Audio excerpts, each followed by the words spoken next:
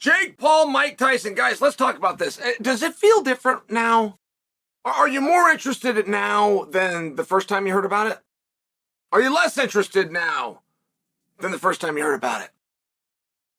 I can only tell you, when this fight first came out, and your level of involvement, your level of sophistication, if you will, sometimes will hurt you. If you get so close to the trees that you can't see the forest, you will miss a great opportunity, even when it smacks you in the face. Like, when this fight got announced, the most interesting part about it for me was the Netflix tie-in. And if it's Netflix first foray and we want that to stick around, they got to have made a good bet, right? Like, I was worried. I was worried that they did not. I was worried that they're going to get into it, see what they've got, and not like it. And I'm feeling more and more positive and less skeptical. Are you guys? I can share with you the younger generations are looking forward to it. I can also share with you, just on a personal note, I have not been invited or asked to come to a fight party since I don't know when. And I have been invited and asked to come to a fight party for Mike Tyson versus Jake Paul. So there's a level of interest, right? I mean, this fight, Coach Decanter asked me, it's in July. I haven't been asked in 10 years to come to a fight party. This one's already getting planned. Does that mean something? I feel like it does. My son came up with his iPad yesterday. And he plays it, and he has me watch, and it's a clip. And it's a clip of Mike Tyson hitting mitts with Coach Cadero, and then it's a clip of Jake Paul addressing Mike Tyson, and he's hitting a heavy bag.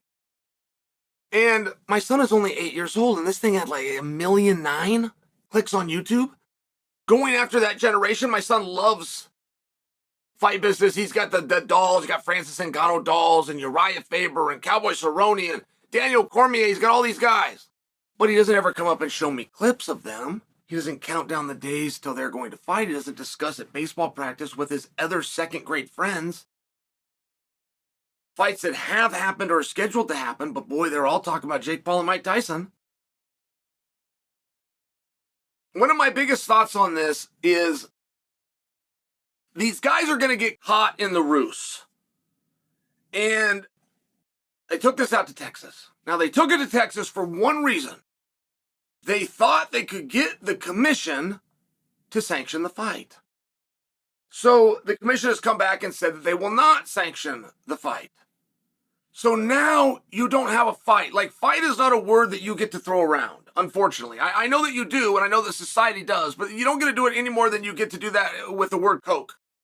And I also understand that most of you, when having a dark color soft drink, will call it a Coke. Like, I get colloquialisms. I'm just sharing with you, it's a legal term. And if you're going to sell tickets or pay-per-view buys, you have to disclose it accurately. And it's never helpful for promotion to sell a fight while explaining to people you don't have a fight, you have an exhibition, but just it's the same thing. Just trust us on this. Okay, off we go. It gets weird.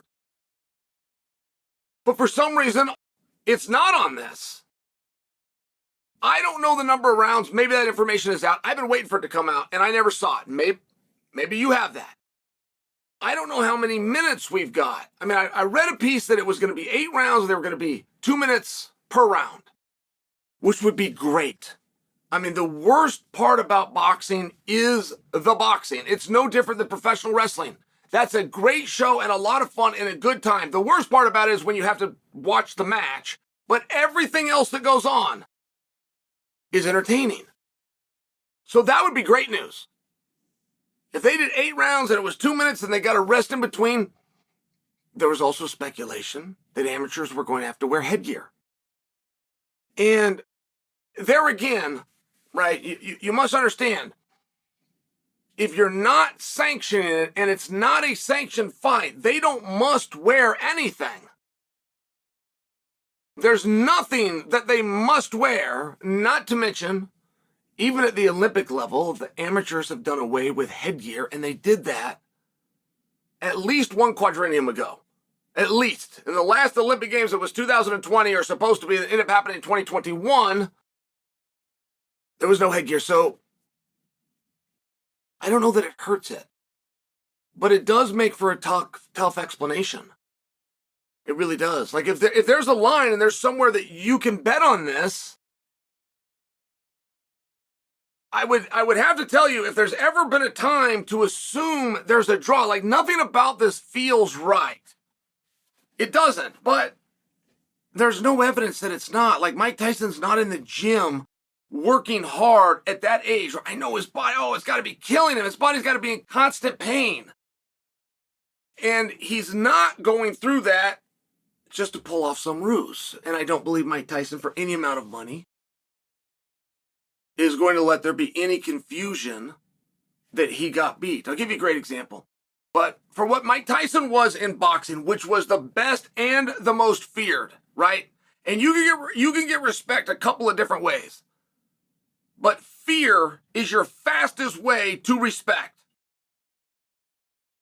And once you have that identity, you're not going to release it.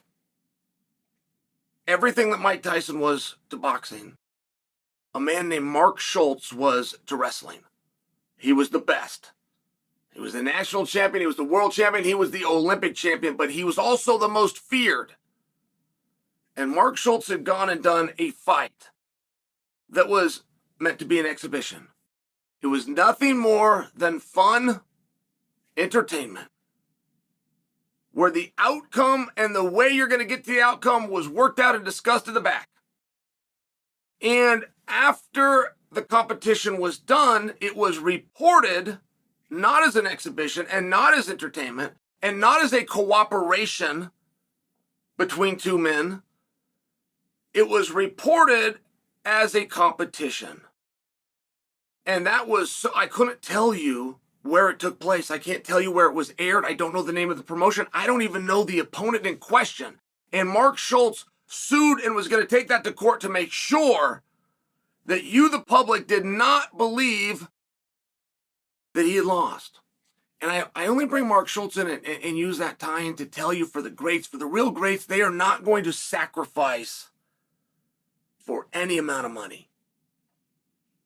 So if this is a work, do you think Jake Paul would? You think Jake Paul would let his career come to a screeching halt and end his pursuit of Conor McGregor and or his pursuit of Canelo Alvarez, no matter how much you believe that those are sincere pursuits?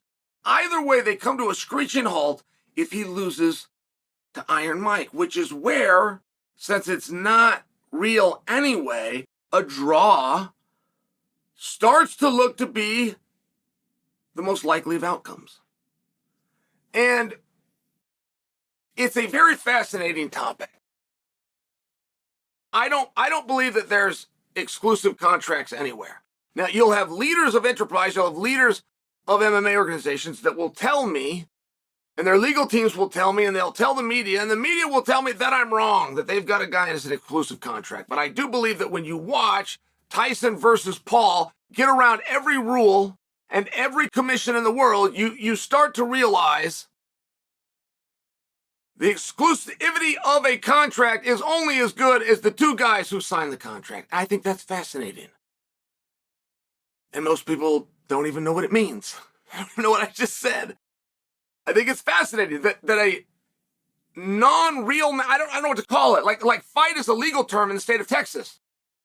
Boxing is a legal term in the state. I don't get to call it boxing. I don't get to call it a fight. I don't get to do that. It's taking place in Texas, where fight and boxing has a definition. So I don't know what we call it. Not real, and then say the word fight. Not real, and then say the word boxing. I don't know. But whatever it is, it's the main event. It is the focus attraction, and it has an actual boxing fight for a world title underneath it. That, to me, is incredible, and it's a piece of the story. And I'm not giving it a hard time, by the way. I'm admitting my excitement. I'm admitting my excitement is growing. I'm admitting that there's parties that I have been invited to and that my son and his friends discuss it at baseball. I'm saying very positive things about it. But what I can't do is call it boxing. What I can't do is call it a fight.